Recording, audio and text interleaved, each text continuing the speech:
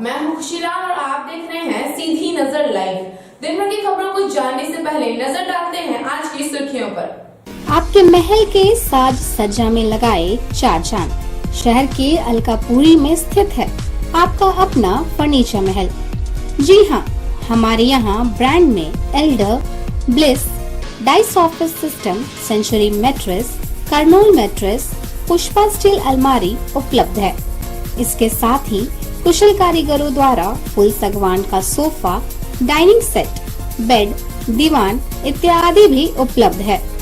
वहीं आपके घर के इंटीरियर डिजाइन के लिए बंगाल एवं अन्य जगहों के बड़े कारीगर भी मौजूद हैं, जो कि bedroom, dining hall, modular kitchen, modular office, fall ceiling, wallpaper, POP का काम करेंगे शानदार।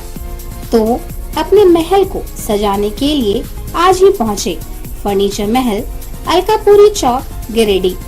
Mobile number 7739577150 8340262551।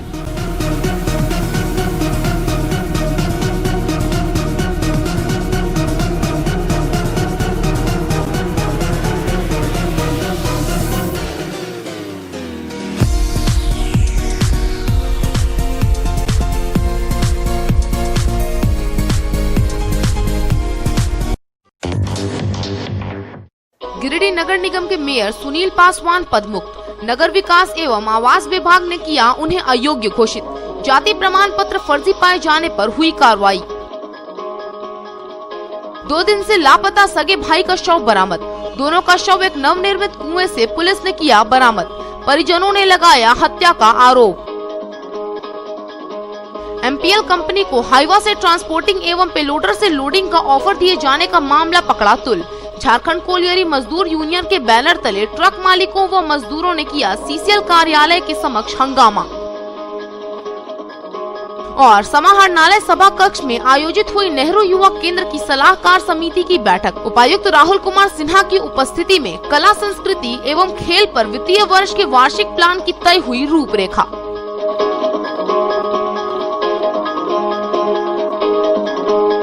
अब खबर है विस्तार से। गिरिडीह नगर निगम के प्रथम मेयर सुनील पासवान को नगर विकास एवं आवास विभाग ने उन्हें अयोग्य घोषित कर दिया है। मेयर पर फर्जी जाति प्रमाण पत्र के आधार पर चुनाव लड़कर निर्वाचित होने का आरोप है। गुरुवार को विभागीय सचिव विनय कुमार चौबे ने इस संबंध में अधिसूचना जारी कर दी है। गिरिडीह नगर निगम के मेयर सुनील पासवान का जाति प्रमाण पत्र फर्जी पाया गया है। नगर विकास एवं आवास विभाग ने इस आधार पर उन्हें अयोग्य घोषित कर दिया है। उन्हें पद मुक्त कर दिया गया है। विभागीय सचिव विनय कुमार चौबे ने इस संबंध में गुरुवार को अधिसूचना जारी कर दी है। मेयर के संबंध में डीसी गिरिडीह ने विभाग को दिसंबर 2019 में सूचना दी थी कि उनका जाति प्रमाण पत्र गलत पाया गया है। इसके बाद एक जांच कमेटी ने भी डीसी की रिपोर्ट को सही बताया था। मेयर के जाति प्रमाण पत्र मामले में छानबीन समिति ने सुनील पासवान के संबंध में उनके मूल निवास स्थान को प्रमाणित नहीं पाया था। इसके बाद पासवान के विरुद्ध 2 सदस्यीय जांच कमेटी बनाई गई थी। कमेटी ने मेयर को अपना पक्ष रखने का मौका दिया था। कमेटी ने 21 अक्टूबर 2020 को नगर विकास विभाग को बताया कि पासवान को उनके पद से मुक्त कर दिया जाए। जांच कमेटी की अनुशंसा के आधार पर सुनील पासवान को मेयर पद से हटाने का आदेश विभाग ने जारी कर दिया। बताया जाता है कि झारखंड नगर पालिका निर्वाचित प्रतिनिधि एक्ट 2020 के अनुसार यदि कोई व्यक्ति आरक्षित पद पर चुना जाता है और बाद में अयोग्य पाया जाता है तो उसे हटाने का भी प्रावधान है। नगर विकास विभाग ने इसी का उपयोग करते हुए निष्कासन का आदेश जारी किया है। गौरतलब है कि अप्रैल 2018 में हुए नगर निगम चुनाव में सुनील कुमार पासवान ने अनुसूचित जाति के प्रमाण पत्र का इस्तेमाल कर आरक्षण का लाभ लिया था। झामुमो कार्यकर्ता ने उनके जाति प्रमाण पत्र को संदिग्ध बताते हुए जांच की मांग की थी। जांच के बाद जाति प्रमाण पत्र फर्जी पाया गया। राज्य के आदिवासी कल्याण आयुक्त के निर्देश पर गिरिडीह के अंचलाधिकारी ने उनके जाति प्रमाण पत्र को रद्द कर मुफस्सिल थाना में मामला दर्ज कराया था। इस मामले में अदालत ने सुनील कुमार पासवान को अग्रिम जमानत देने से इनकार कर दिया था। राज्य निर्वाचन आयोग ने गिरिडीह के मेयर सुनील कुमार पासवान को पद से हटाने की अनुशंसा की थी। आयोग ने कहा कि पासवान बिहार के रहने वाले हैं, इस कारण उनको झारखंड में आरक्षण का लाभ नहीं मिल सकता था। उनका निर्वाचन रद्द कर देना चाहिए। यहाँ यह भी उल्लेखनीय है कि गिरिडीह के मेयर का पद अनुसूचित जाति के लिए आरक्षित है। आरक्षण का लाभ केवल राज्य के रहने वाले अनुसूचित जाति के सदस्य को ही प्राप्त हो सकता है। धनबाद के केंदुआ टोला गांव में 2 बच्चों का शव मिलने से सनसनी फैल गई। दोनों का शव एक नवनिर्मित कुएं में मिला है। दोनों बच्चे मंगलवार से लापता थे। धनबाद थाना क्षेत्र के केंदुआ टोला गांव से मंगलवार की दोपहर से गायब दोनों बच्चों का शव गुरुवार की सुबह मिलने से सनसनी फैल गई। शव घर से 500 मीटर की दूरी स्थित एक नवनिर्मित कुएं में मिला है। घटना की सूचना पर ग्रामीणों की भीड़ मौके पर जुट गई। बताया जाता है कि केंदुआ टोला निवासी टेकलाल साव का 9 वर्षीय पुत्र पवन साव और 7 वर्षीय पीयूष कुमार मंगलवार की दोपहर शौच की बात कहकर घर से निकले थे और रहस्यमय ढंग से गायब हो गए थे। काफी ढूंढे जाने पर कोई खोज खबर नहीं लगी। इसके बाद परिजनों ने थाने में शिकायत दर्ज कराई थी। गुमशुदगी के मामले को गंभीरता से लेते हुए बुधवार को एसपी अमित रेणु व एसडीपीओ नवीन कुमार पीड़ित परिवार से मिलने पहुंचे थे। पुलिस के द्वारा आसपास के कुआं, तालाब में खोज की गई, मगर सुराग नहीं मिल पाया था। वहीं गुरुवार की सुबह नवनिर्मित कुएं से दोनों बच्चों का शव मिला। घटना के बाद परिजनों का रो रो कर बुरा हाल है। परिजन हत्या की आशंका जाहिर कर रहे हैं। वहीं घटना के बाद आक्रोशित ग्रामीणों ने खोरी महुआ सरिया मुख्य मार्ग को जाम कर दिया है। घटना की सूचना पर एसडीएम धीरेन्द्र कुमार सिंह, एसडीपीओ नवीन कुमार, बीडीओ, सीओ समेत थाना पुलिस मौके पर पहुंचकर ग्रामीणों को समझाकर भेज दिया।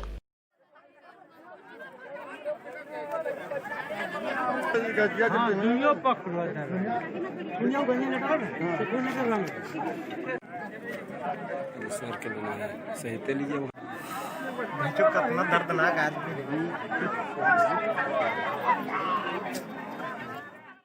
बनियाडी सीसीएल कोलियरी में एमपीएल कंपनी को हाईवा से ट्रांसपोर्टिंग एवं पेलोडर से लोडिंग का ऑफर दिए जाने का मामला तूल पकड़ने लगा है। गुरुवार को झारखंड कोलियरी मजदूर यूनियन के बैनर तले गुरुवार को ट्रक मालिकों व मजदूरों ने मोर्चा खोलते हुए सीसीएल कार्यालय के समक्ष आंदोलन किया। झारखंड कोलियरी मजदूर यूनियन के बैनर तले गुरुवार को ट्रक मालिकों व मजदूरों ने सीसीएल कार्यालय के समक्ष जोरदार नारेबाजी करते हुए 1 दिवसीय सांकेतिक धरना दिया। इसके बाद अपनी मांगों से संबंधित एक ज्ञापन सीसीएल प्रबंधक को सौंपा। मौके पर यूनियन के अगुआ नेताओं ने कहा कि एमपीएल कंपनी को हाईवा से ट्रांसपोर्टिंग एवं पेलोडर से लोडिंग के ऑफर के विरोध में धरना दिया जा रहा है। सीसीएल बनियाडी में करीब 3000 मजदूर बेरोजगार हैं, जिनका रोजी रोटी केवल लोडिंग कार्य से चलता है। मजदूरों ने पहले जमीन दिया और फिर नौकरी के लिए टोकरी पकड़े तो उसे भी छीना जा रहा है। बताया कि आज तक कबरीबाद माइंस का सीटीओ नहीं मिला है। वहीं 31 दिसंबर को ओपन कास्ट का सीटीओ भी खत्म हो रहा है। सीसीएल प्रबंधक के द्वारा बार बार सिर्फ झूठा आश्वासन दिया जा रहा है। यदि प्रबंधक इस ओर जल्दी कदम नहीं उठाता है और हाईवा से ट्रांसपोर्टिंग और पेलोडर से लोडिंग आदेश को रद्द नहीं किया जाता है तो सारे मजदूर धरना पर बैठ जाएंगे। गिरिडीह एरिया बनियाडी में सीसीएल प्रबंधक कार्यालय के समक्ष लेबर यूनियन की तरफ से हम ट्रक मालिक साथ में लेकर एक धरना का आयोजन किया गया है। यह धरना एमपीएल लोडिंग पेलोडर से लोड और हाईवा में लोडिंग के विरोध में किया गया है। यहाँ पर 3000 लगभग मजदूर बेरोजगार हैं, जो अपना रोजी रोटी सिर्फ कोलियरी के लोडिंग से ही चलता है। ये मजदूर जीवन भर से पहले तो अपना जमीन दिए, और भी ये लोग जब नौकरी करने के लिए टोकरी पकड़े हैं तो टोकरी भी छीना जा रहा है। 3000 लोगों का जीविका इसी कोयलेरी से चलता था। आज कोयलेरी 2 सालों से बंद है, इसका सीटीओ नहीं है। कबरीबाद मांझ का बार बार जीएम द्वारा भी बोला जाता है कि 15 दिन 10 दिन के अंदर सीटीओ हो जाएगा। ये झूठा आश्वासन दिया जाता है कि सीटीओ हो जाएगा, सीटीओ हो जाएगा। हमको तो लगता है कि ये कोयलेरी बंद करवाने का चक्कर है, और कोयलेरी बंद कराने की ये साजिश, ये मंशा जो प्रबंधन का है, इसको हम लोग नहीं चलने देंगे। यहाँ के लोग बेरोजगार हो गए हैं, यहाँ के हजारों ट्रक मालिक, ड्राइवर, खलासी सभी बेरोजगार हो गए हैं। जो 1000 ट्रक आज गिरिडीह कोयलेरी के बल पर ही चलता था, सारे डंप में गाड़ी खड़ी है, जो देखा जा सकता है। 1.5-2 साल से कोयलेरी बंद होने से लोग भूखे मरने की कगार पर आ गए हैं। बनियाडी गिरिडीह सीसीएल कार्यालय के सामने हम लोग धरना के प्रदर्शन से माध्यम से गिरिडीह प्रबंधन को यह सचेत करना चाहते हैं, जो यहाँ प्रबंधन दोहरा नीति अपनाया है। यहाँ के मजदूरों को, विस्थापितों को, ट्रक लोडिंग मजदूर जो यहाँ मजदूरी करता है, यहाँ जीविका वर्षों से 40 वर्ष से चलते आया है। और यह विस्थापित परिवार वह है जिसने इस कोयलेरी को बसाने और चलाने के लिए ज़मीन दिया है। उसको यह प्रबंधन साजिश के तहत एमपीएल को ला करके मजदूरों को जो रोजगार है, रोजगार से वंचित करके वो लोडर से, हाईवा से ले जाना चाहता है। इससे हमारे मजदूर यहाँ का जो है विस्थापित परिवार का यह बेरोजगार हुआ। जो प्रबंधन का यह नाजायज दोहरा नीति नहीं चलेगा। दूसरा चीज़, जिस तरह उतावले ये एमपीएल उठवाने के उतावले करता है, मैं प्रबंधन का यह कहना चाहता हूँ, 2 साल से कबरीबाद का मेरा सीडीओ बंद है। उसमें अगर यदि इतना उतावले रहता तो आज तक हमारे कबरीबाद का सीटीओ आ जाता और यहाँ का लोकल सेल मजदूरों को और ट्रक को रोजगार मिलता। या रोजगार दिलाने का काम कम कर रहा है, रोजगार छीनने का काम कर रहा है। या मैं झारखंड कोयलेरी मजदूर यूनियन, झारखंड मुक्ति मोर्चा की ओर से प्रबंधन को यह सचेत करना चाहते हैं कि आपकी ये दोहरा नीति चलने नहीं दी जाएगी। अगर यदि इस प्रकार का बार बार कोयलेरी में यहाँ पर दोहरा नीति अपनाइएगा तो हम झारखंड कोयलेरी मजदूर union, Jharkhand Mukti Morcha, truck association, labour सरदार मिल करके आंदोलन के माध्यम से यह दोहरा नीति को उसको चलने नहीं देंगे। कला, संस्कृति एवं खेल को बढ़ावा देने के उद्देश्य से गुरुवार को समाहरणालय सभागार कक्ष में नेहरू युवा केंद्र की सलाहकार समिति की बैठक आयोजित हुई। बैठक में वित्तीय वर्ष के वार्षिक प्लान पर चर्चा की गई। नेहरू युवा केंद्र सलाहकार समिति की बैठक गुरुवार को उपायुक्त राहुल कुमार सिन्हा की अध्यक्षता में समाहरणालय सभागार में संपन्न हुई। बैठक में नेहरू युवा केंद्र के जिला समन्वयक विक्रम सिंह ने वित्तीय वर्ष 2020-21 के वार्षिक प्लान के तहत किए जाने वाले कार्यों की जानकारी दी।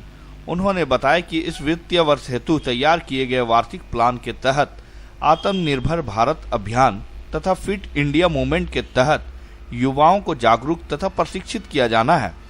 क्लीन विलेज, ग्रीन विलेज तथा जल जागरण अभियान हेतु युवाओं को प्रशिक्षण दिया जाना है। जिला में कला, संस्कृति एवं खेल को बढ़ावा देने के लिए कार्यक्रम आयोजित किया जाएगा। इस मौके पर डीसी राहुल कुमार सिन्हा ने नेहरू युवा केंद्र द्वारा बनाई गई कार्य योजना को और कारगर ढंग से संचालित करने को लेकर आवश्यक दिशा निर्देश दिया। डीसी ने प्राकृतिक आपदा से बचाव को लेकर एनडीआरएफ के द्वारा युवाओं को प्रशिक्षित करने को लेकर निर्देश दिया। वहीं उन्होंने नेहरू युवा केंद्र से अपील करते हुए कहा कि वैश्विक महामारी कोरोना वायरस कोविड-19 के राहत, बचाव एवं जागरूकता कार्यक्रमों में बढ़ चढ़कर हिस्सा लें। जिला में खेल, कला तथा सांस्कृतिक गतिविधियों को बढ़ावा देने को लेकर चर्चा की गई। वहीं जिला खेल पदाधिकारी अमित सिंह ने कहा कि कार्य योजना का अच्छे ढंग से काम हो। नेहरू युवा केंद्र के कार्यक्रमों की जानकारी लोगों तक पहुंचाकर अधिक से अधिक युवाओं को जोड़ने का निर्देश दिए। मौके पर उपस्थित खेल पदाधिकारी जिला जनसंपर्क पदाधिकारी के साथ समन्वय स्थापित करते हुए कई कार्यक्रमों का आयोजन कर लोगों को जागरूक करने को कहा। बैठक में जिला खेल पदाधिकारी अमित कुमार, जिला जनसंपर्क पदाधिकारी रजनी कुमारी, जिला उद्योग केंद्र पदाधिकारी रेड क्रॉस सोसाइटी के अध्यक्ष राकेश सिन्हा, लेखपाल मनीष कुमार, एनजीओ प्रतिनिधि जयशंकर अग्रवाल, ज्वाला युवा क्लब सचिव पप्पू कुमार वर्मा, राष्ट्रीय युवा स्वयं सेवक निशा बर्नवाल, आकाश कुमार, सरफराज अंसारी, सुनील कुमार आदि मौजूद थे। जैनियों के प्रमुख तीर्थ स्थल मधुबन से जियो और जीने दो का संदेश पूरी दुनिया को दिया जाता है। ऐसे में यहाँ पर्वत वंदना कराने वाले डोली मजदूरों की हालत लगातार बदतर होती जा रही है। कोरोना काल ने उन्हें भूखमरी की स्थिति में लेकर खड़ा कर दिया है। पीरटांड के मधुबन में डोली मजदूरों का पलायन अपने घरों की ओर हो रहा है। बताते चले कि कोरोना को लेकर मधुबन में यात्रियों का आना बंद हो गया था। मधुबन की तमाम संस्था और मंदिर बंद हो गए थे। हालांकि सरकार के गाइडलाइन के अनुसार संस्थाओं को खोलने की अनुमति हो गई है, लेकिन यात्री के नहीं आने के कारण खासकर डोली मजदूरों के बीच भूखमरी की स्थिति उत्पन्न हो गई है। बताया जाता है कि वर्षों बरस से पारसनाथ पर्वत पर डोली मजदूर काम करते आ रहे हैं। हाल के दिनों में वैश्विक महामारी कोरोना के कारण सब बंद हो गया था, जिसके कारण ही सभी मजदूर बेरोजगार हो गए हैं। कई मजदूर ऐसे भी थे जो घर में ही खेती कर जीवन यापन करते हैं और पैसे के लिए ही मधुबन में डोली मजदूर का काम करते हैं। ऐसे मजदूरों को कोरोना काल ने आर्थिक चोट दिया है, जिसके कारण डोली मजदूर पलायन को मजबूर हैं।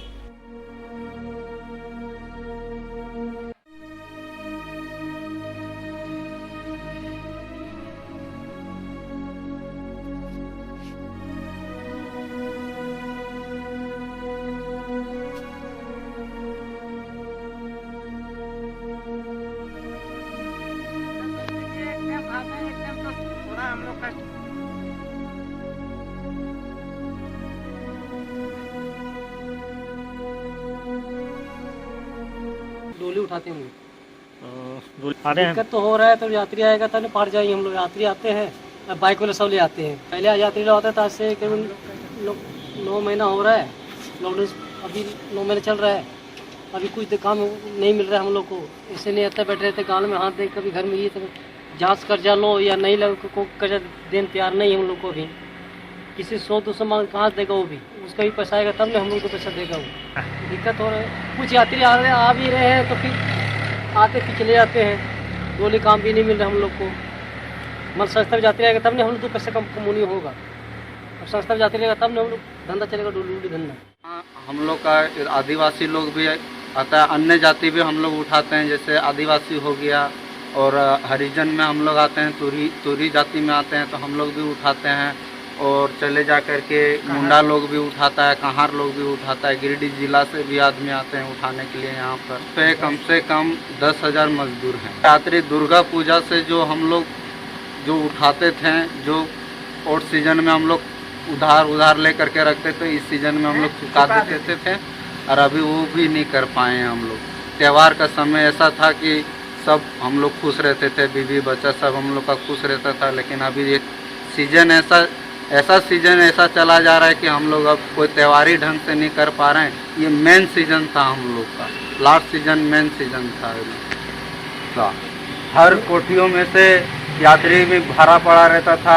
यहाँ इतना यात्री आते थे कि यहाँ पर डोली मजदूर लोग भी कम पड़ जाता था, बिल्कुल सना था। सोचिए कि एक टाइम खाते हैं, एक टाइम तो थोड़ा हम लोग कष्ट करने पड़ता है। क्या करेंगे, अब तो हम लोग तो कर्जा वर्जा लेकर के इधर उधर से खाते हैं, वो भी तक अदा करता है, क्या करें। फिर आ नहीं रहा है, नहीं यही के लॉकडाउन में अभी जो भी थोड़ा बहुत लॉकडाउन में खुला है और जितना भी जो कर्जा महाजन लेके रखे हैं वो लोग भी आकर के हम लोग को बोलता है कि कर्जा वसूल कीजिए। यात्री बहुत ज्यादा चलता था और हम लोग का कमाने भी बहुत ज्यादा होता था, नहीं अभी कोई कमाने नहीं चल रहा है। 1 भी रुपया नहीं हो रहा, सबको हम लोग भूखे हो रहे, कुछ भी नहीं हो रहा। मौसम ये लॉकडाउन के चक्कर में कोई चलती भी नहीं हो रहा गांव में, और ये सब शहर में यात्री उतरी लोग कोई नहीं आ रहा है। और घर परिवार इधर ही अगल बगल में काम करते हैं, वही जो काम होता बर्तन धोते, घर उड़ जाके झाड़ू पोछा करते, तब हम लोग को घर चलता, नहीं तो चलता भी नहीं है। बाल बच्चा सब भूखे प्यासे यही काम करके चलाते हो। खूब चले मगर अभी कमाई नहीं हो रहा है, सब भूखे दुखल मारब कर रही है। बाल बच्चा सब हमने मिल कर तो की करबे, कहूँ काम भी ना मिले है, कहाँ जिए काम करे ले। सब भूखल दुखल तो मरबे कर रहा है, तो की करबे। अपना अपने एने ओने से हाजरी माजरी करके लाना, ये कनु सुतन तो बाल बच्चा पोसे ये रखे ये हम। सर उनकी भी आर्थिक स्थिति खराब ही है, क्योंकि उनका भी जो रोजगार जो है वो तीर्थयात्रियों को जो पहाड़ पे डोली लेके जाते हैं और उनके आने के बाद जो उनको पैसे मिलते हैं उनसे ही इनका जीवन बसर होता है, और तीर्थयात्री नहीं आने के कारण उनका भी जो है रोजगार बिल्कुल ठप हो गया है। नहीं सर, अभी यात्री नहीं है, इस कारण से वो लोग नहीं आते हैं, लेकिन जैसे यात्रियों का आना शुरू हो जाएगा संभवतः वो लोग भी आना शुरू कर देंगे। कि मधुबन में या शिखर जी में तीर्थयात्रियों की संख्या बढ़े, इसका एक मुख्य कारण यह है कि जो ट्रेनें यहाँ पारसनाथ पे रुकती थी, बहुत सारी ट्रेनें ऐसी हैं जो शिखर जी में आने के लिए पारसनाथ में रुकती थी, वो नहीं आ रही हैं। अगर इसको खोला जाए, स्टेशन पारसनाथ पे ट्रेनें रुकना शुरू हो जाए तो तीर्थयात्रियों में वृद्धि होगी, उससे बहुत फर्क पड़ा है। वैसे जैन यात्री वहाँ पे नहीं आ पा रहे हैं, जैसे और भी ट्रेनें यहाँ रुकती थी, जैसे कि राजधानी है और भी बहुत सारी ट्रेनें हैं, पूर्वा पुरुषोत्तम है, ये सब ट्रेनों से यात्री ज़्यादा आते हैं। इनका परिचालन चालू किया जाए। के दरमियान में कहा जाए तो पूरा 100% ही व्यवस्था बंद ही रही है। अब एक महीने से 2-4 यात्री करके आ रहे हैं, कुल मिलाकर परसेंटेज में कहें तो 2-3% यात्री आना शुरू हुआ है। सर देखिए, पूरी की पूरी व्यवस्था बैठी हुई है। जब तक ये गाइडलाइन हमारे पास, जब तक ये नहीं आएगा पूरा शिखर जी में पूर्ण रूप से खुलने के लिए, और बाहर से तीर्थयात्री जब तक नहीं आएंगे तब तक व्यवस्था के बारे में कहा जाए तो अच्छी व्यवस्था नहीं है। उनका गाइडलाइन भी है कि जो भी यात्री आते हैं मास्क पहनना जरूरी है, सैनिटाइज करना जरूरी है, थर्मल स्क्रीनिंग कराना जरूरी है, और संभवतः जहाँ से वो आते हैं अपना कोविड टेस्ट करा के आएँ। ऐसा करा के आते हैं तो संभवतः हमें भी कमरे देने में सुविधा होगी और उन्हें यात्रा करने में भी अच्छा लगेगा। ये जो लॉकडाउन हुआ है, इस कारण जो यात्री यहाँ नहीं आ रहे हैं, इसका मुख्य कारण तो कोरोना रहा है। और अब जब राज्य सरकार ने इसे खोल दिया है, लेकिन राज्य सरकार के दिशा निर्देश के अनुसार ये कहा गया है कि जो बाहर से जो यात्री आते हैं, अगर वो यहाँ आएंगे तो उन्हें 14 दिन तक के लिए क्वारंटाइन होना पड़ेगा, और जो फ्लाइट से यहाँ पे आएंगे उनको सिर्फ 3 दिन तक शिखर जी में रहने की अनुमति है, और जो ट्रेन से आएंगे उनको 14 दिन तक शिखर जी में रहना होगा। इससे तीर्थयात्रियों में बहुत बड़ा असर पड़ा है। कोई भी तीर्थयात्री आता है तो वो 2 से 3 दिनों में यात्रा करके जाना चाहता है, लेकिन ये जब से क्वारंटाइन वाली बात आई है, यात्रियों में बहुत फर्क पड़ा है। हमारे यहाँ जिस हिसाब से यात्री यहाँ आते थे, यात्रियों में रेशियो बहुत ही कम है। 2-4 कमरों के अलावा यात्री अभी नहीं आ रहे हैं। गांवा के पटना डोरंडा मुख्य सड़क पर अनियंत्रित होकर बाइक पलटने से बाइक पर सवार सास और बहू घायल हो गई। घायलों में बहू की हालत गंभीर बनी हुई है, जिसे गिरिडीह सदर अस्पताल में भर्ती कराया गया है। गांवा के पटना डोरंडा मुख्य सड़क पर गुरुवार की सुबह सड़क दुर्घटना में सास और बहू गंभीर रूप से घायल हो गई। इस बाबत बताया गया कि तिसरी प्रखंड के मंझलाडीह से कपिता देवी और रूको देवी अपने बेटे के साथ बाइक से गांव आ रहे थे। आने के क्रम में बेंड्रो मोड़ पर अचानक बैल आ जाने से बाइक अनियंत्रित होकर सड़क पर गिर जाने से दोनों सास और बहू गंभीर रूप से घायल हो गई। ग्रामीणों के सहयोग से आनन फानन में गांवा सामुदायिक स्वास्थ्य केंद्र गांवा लाया गया, जहां से प्राथमिक उपचार के बाद डॉक्टर काजिम खान ने रूको देवी का गंभीर स्थिति देखते हुए सदर अस्पताल गिरिडीह रेफर कर दिया।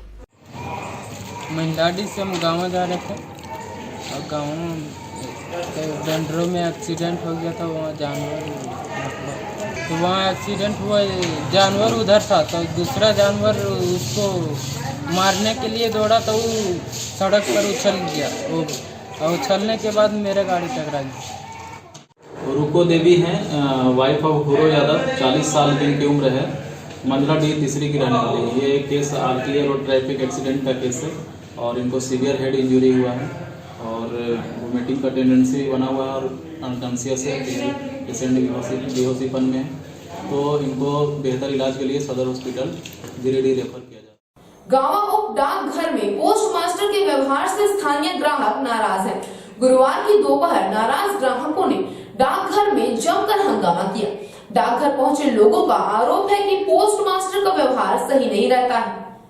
गांवा उप डाकघर में पोस्ट मास्टर के लापरवाही को देखते हुए ग्राहकों ने गुरुवार की दोपहर जमकर हंगामा किया। इस संबंध में गांवा निवासी मोहम्मद अरमान ने बताया कि पोस्ट मास्टर वरुण सिंह के द्वारा अक्सर ही ग्राहकों को परेशान किया जाता है। कभी पुराना खाता को बंद करने को लेकर तो कभी लोगों का पैसा निकासी को लेकर हंगामा होते ही रहता है और सप्ताह में 3 दिन ही उप डाकघर को खोला जाता और ऊपर से पोस्ट मास्टर के द्वारा ग्राहकों का शोषण किया जा रहा है। और आज जब अपने खाता से पैसे निकालने के लिए बुधवार को गया था, लेकिन पोस्ट मास्टर वरुण सिंह ने बिना अमाउंट भरे ही हमसे हस्ताक्षर करवा लिया और बोले कि तुम्हारा पैसा का निकासी अभी नहीं हो सकेगा और उन्होंने पर्ची रख लिया। उन्होंने बिना निकासी के चालू खाते को बंद करने का बात कर रहे हैं। वहीं मां के खाते से बिना निकासी के कम राशि खाते में शो कर रहा है। उनसे पूछे जाने पर वे संतुष्टि लायक जवाब नहीं दे रहे हैं। वहीं दूसरा मामला सेरुआ निवासी मीरा देवी का है। उन्होंने बताया कि खाते में 22,000 रुपए हैं। जब पोस्ट मास्टर से पूछे कि मेरा कितना पैसा निकलेगा तो उन्होंने बताया कि 7,000 रुपए ही आपका निकलेगा और उनसे जब पूछे कि इतना कम पैसा कैसे निकलेगा तो उन्होंने संतुष्टि लायक जवाब नहीं दिया। इस संबंध में गांवा उप डाकघर के पोस्ट मास्टर वरुण सिंह से पूछे तो उन्होंने बताया कि इस प्रकार का कोई मामला नहीं है, जो भी समस्या उसका समाधान जल्द ही कर दिया जाएगा। खराब हो गया, बंद कर दो, नया खाता ब्लैक निकासी पर सिग्नेचर करवा रहा है, ब्लैक निकासी। मैं अरमान अली गाँव से, हम यहाँ पर पोस्ट ऑफिस में आए पैसे निकालने के लिए। मैं अपना मम्मी का अकाउंट में बैलेंस था 1,90,000, जो हम यहाँ पर दिखाएं तो बोला कि खाता बंद हो जाएगा, नया खाता खुला लो। नया खाता खुलाने के लिए देखो फार्म लाए, हम खाता दिए, पता ना क्या चीज़ का फार्म भर लिया वो पूरा। और जब वहाँ पर कंप्यूटर खोला, पूरा पैसा देखा तो उसमें दिख रहा है 2,26,856 रुपया। अरे बोल रहा है कि तुमको मिलेगा 2,16,000। कौन बोल रहे हैं? यहाँ पोस्ट मास्टर जो है सो हेड। क्या नाम उनका? सही बात है, वही बोल रहा है। हम बोले कि यहाँ पैसा क्यों नहीं, बोला नहीं तो हम नहीं जानते, तो बाहर से करवा लो, नहीं तो इतना लेना है 2,16,000 तो अभी दे सकता है, हम देंगे। बोले नहीं ऐसा कुछ नहीं होता। तो उसके बाद क्या हुआ, बोला तो फार्म फाड़ के पूरा फार्म जो भरा हुआ था फार्म फेंक दिया, पूरा फार्म फेंक दिया। कल भी हम आए थे पैसा निकालने, तो मेरे अकाउंट में था 49,000 रुपया, जिसमें हमको 40,000 बोला कितना निकालना है, बोले 40,000 निकालना है। तो बोला ठीक है, देखा, बोला नहीं ये भी खाता नहीं चलेगा, पूरा पैसा निकालो। पूरा बोला निकाल दिया, 49,000 रुपया लिया, 4,000 पैसा बोला कि तेरे अकाउंट में पूरा मिल जाएगा। बोला ठीक है, और खाली ब्लैक में निकासी फार्म हमको सेंड करवा के फार्म और पासबुक सब रख लिया और कुछ नहीं दिया हमको, 49,000 रुपये दिया और पूरा रख लिया। ये भलाई कहल गया है कि हमारे पैसा गड़बड़ल है सदा, तो कहलखिन कि बोले आपको नहीं, यहाँ पासबुक में पैसा लेजर में नहीं, पिन नहीं बता रहा है कंप्यूटर में। तो बोलता है कि 15,000 घूस दीजिए तो आपको पैसा वापस हो जाएगा। खाता बंद नहीं किया जाए, उसमें जो आधार कार्ड और मोबाइल इंक्लूड किया जा रहा है। लोगों का कहना है, जो आपके ग्राहक हैं वो तो बोल रहे हैं कि आप खाता बंद कर रहे हैं डायरेक्ट। खाता बंद नहीं किया, उसमें आधार कार्ड और मोबाइल इंक्लूड किया जा रहा है। अकाउंट नंबर 5572203481 में 9/2/18 को टोटल अमाउंट 1,90,500 रुपया दर्ज है, जो कंप्यूटर मशीन में 2,26,855 रुपया दिखा रहा है, समझे ना। ये जो है सो गिरिडीह प्रधान डाकघर से जो है सो अप्रूवल के बाद इनका भुगतान किया जाएगा।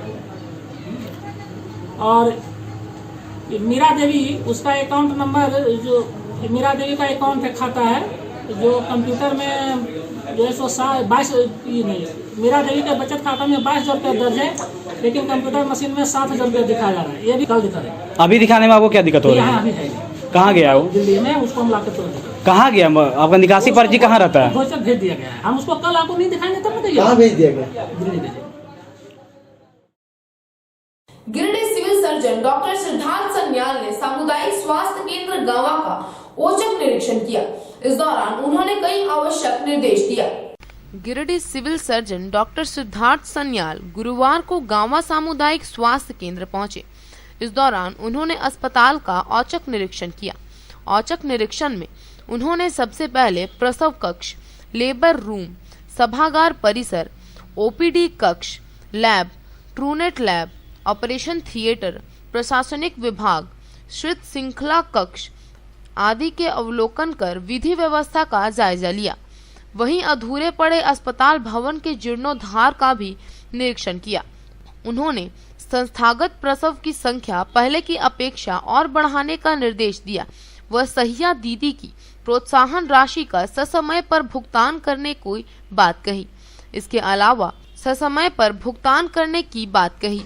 इसके अलावा उन्होंने प्रभारी चिकित्सा पदाधिकारी को प्रखंड के विभिन्न क्षेत्रों में चल रहे अवैध क्लिनिक को चिन्हित कर कार्रवाई करने का निर्देश दिया।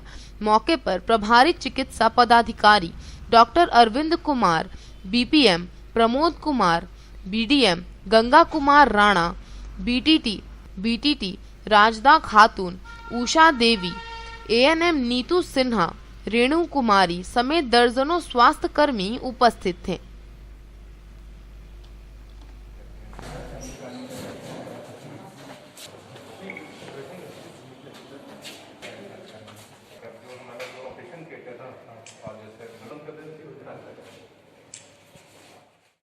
भिंडी के पिपराडीह में जमीन विवाद के मामले को लेकर अंचलाधिकारी संदीप कुमार मधेशिया ने स्थल का निरीक्षण कर ग्रामीणों के साथ बैठक किया।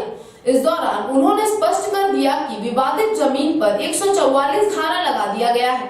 जो भी कानून का उल्लंघन करेगा उस पर कार्रवाई होगी।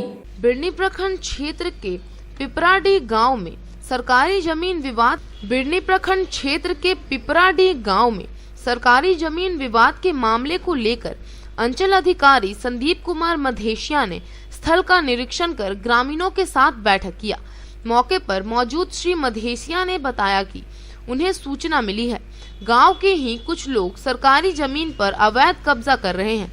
फिलहाल विवादित जमीन पर 144 धारा लगाकर कार्य को बंद करा दिया गया है। जो व्यक्ति नियम तोड़ेगा उसके विरुद्ध नियम संगत कार्रवाई होगी। इधर मुखिया प्रतिनिधि बैजनाथ प्रसाद यादव ने कहा कि उन्हें बदनाम करने की कोशिश किया जा रहा है, कहीं भी ऐसा मामला नहीं है। बैठक में इस बात पर चर्चा हुआ था कि भाकपा माले के कार्यकर्ताओं द्वारा गैर मजरूआ जमीन पर मुखिया प्रतिनिधि बैजनाथ यादव 7 एकड़ 88 डिसमिल जमीन पर 4 दीवारी और मकान बनवा रहे हैं, वह बेबुनियाद है। पिपराडीह के ही किसान लोग खलिहान बना रहे हैं, कोई किसी तरह का अतिक्रमण नहीं हो रहा है। जो भी मुखिया प्रतिनिधि पर आरोप लगाया गया है वह सरासर गलत है। मौके पर मुखिया प्रतिनिधि बैजनाथ महतो, जनार्दन यादव, मुंशी यादव, बसंत यादव, मंजूर अंसारी, सिकंदर यादव, वासुदेव तूरी आदि कई लोग उपस्थित थे।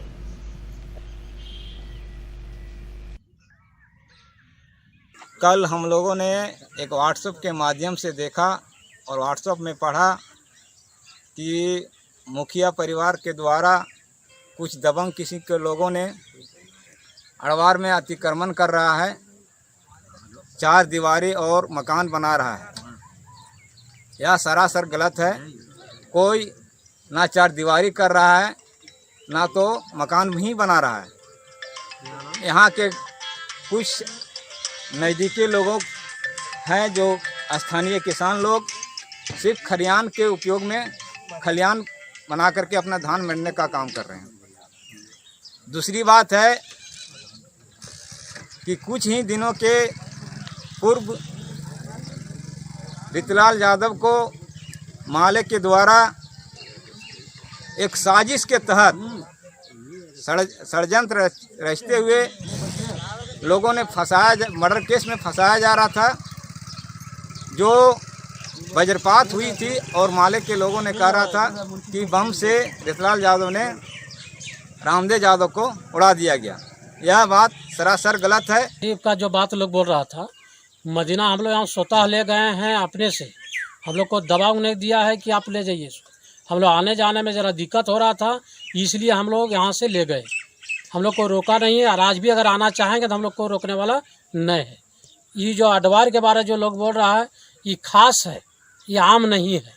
हमने एक दिन पेपर देखा था, उस दिन देखे थे कि यह खास गैरमजरूआ, ये आम नहीं है। नाम से पट्टा है। हाँ, अब जिसके नाम पर पट्टा हो हमने कहते, लेकिन ये खास है, ये आम नहीं है। स्वयंसेवी संस्था सुकन्या सामाजिक जन सहयोग फाउंडेशन ट्रस्ट द्वारा कराया जा रहा प्रशिक्षण शिविर गुरुवार को भी जारी रहा। प्रशिक्षण में जिले के विभिन्न प्रखंडों से आई महिलाओं को मास्टर ट्रेनर के लिए कुटीर उद्योग की ट्रेनिंग कराई जा रही है। गरीब व असहाय महिलाओं को आत्मनिर्भर बनाने के उद्देश्य से स्वयंसेवी संस्था सुकन्या सामाजिक जन सहयोग फाउंडेशन ट्रस्ट कमेटी का प्रशिक्षण शिविर दूसरे दिन भी जारी रहा। शिविर में जिले के विभिन्न प्रखंडों से आई महिलाओं को मास्टर ट्रेनर बनाने के लिए 5 दिवसीय कुटीर उद्योग की ट्रेनिंग दी जा रही है। प्रशिक्षण में ट्रस्ट की ओर से पापड़, मोमबत्तियां, अगरबत्ती, बड़ी और सैनिटरी नैपकिन पैड बनाने का प्रशिक्षण दिया जा रहा है।